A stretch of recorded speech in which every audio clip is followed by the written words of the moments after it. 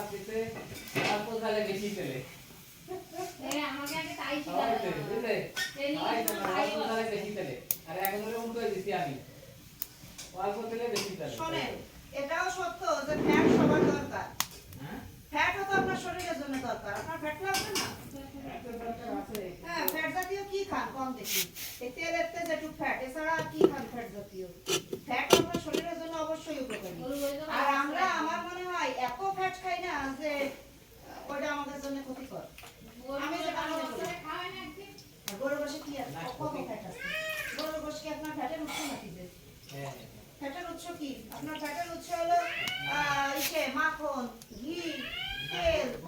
দুধ জাতীয় খাদ্য গরুর গোশ ফ্যাটের কোনো উৎসই না গরুর গোশে ফ্যাট আছে বাট ফ্যাটের উৎস না গরুর গোশ না বুঝ পারবো না জি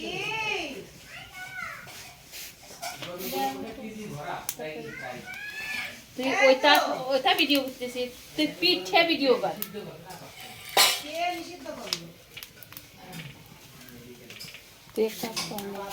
গরুর গোশে নিষিদ্ধ ঘোষণা করছে না না আমি রান্না করতাম না বলি যে তুমি ডাক্তার মানুষ তোমার ওই জমাটুকটা ওটাই নেই হ্যাঁ ওইটুক না ওই জমা সবটুকটা গরুর গোশের ভিতরে দেই না ওইটাই যে যারা খায় কি ওই তারাই একসাথে তুমি আগে বাড়ি খাচ্ছে আমাদের বাড়ি আমি কিন্তু খাই গরুর সবই খাই আমি ডাল দিয়ে রান্না করে খাই তুমি আগে বাড়ি খাচ্ছে দেখো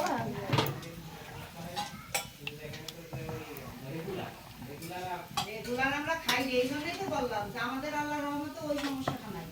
কারণ যারা প্রচুর পরিমাণে গরুর গোশত সপ্তাহে 2 দিন খেবে না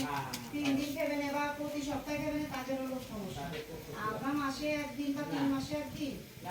আমাদের ওটা আল্লাহর রহমতে ওই যে যেমন আমারে বললেন যে এরকম ফ্যাট দরকার আছে অবশ্যই ফ্যাট দরকার ফ্যাট দরকার আপনি আমাদের বললেন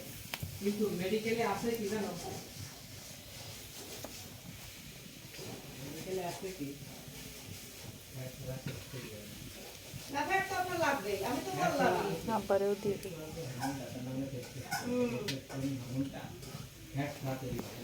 সেটাই আপনার ফ্যাট তো লাগবে ফ্যাট না হলে আপনার শরীরে আপনার ফ্যাটের মাস কি সেটা তো আপনার তৈরি হবে কেমনে মেটাবলিজম হবে না হবে না তো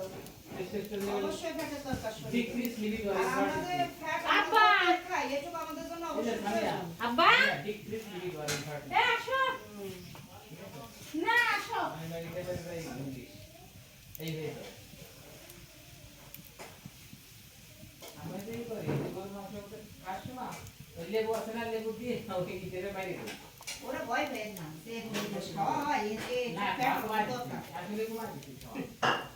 হঠাৎ করে একদিন খালি আমরা বাড়িতে এখন কম খাই আব্বা বলে পরে খাবি আমাদের ভিতরে ওরা খাই কিরাই কিরাই খাই আর দিয়ে দিয়ে যাই যে ঝোল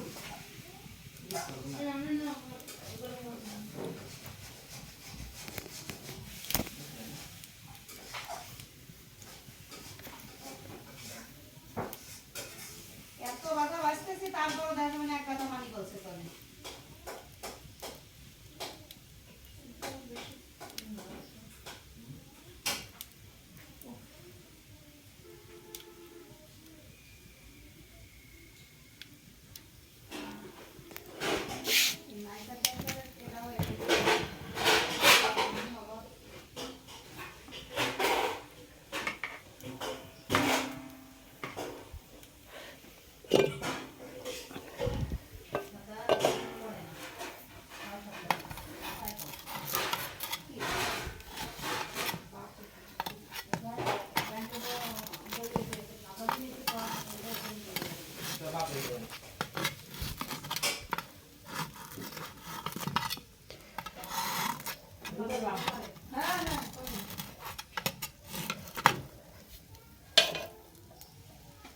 ফ্যান আছে তো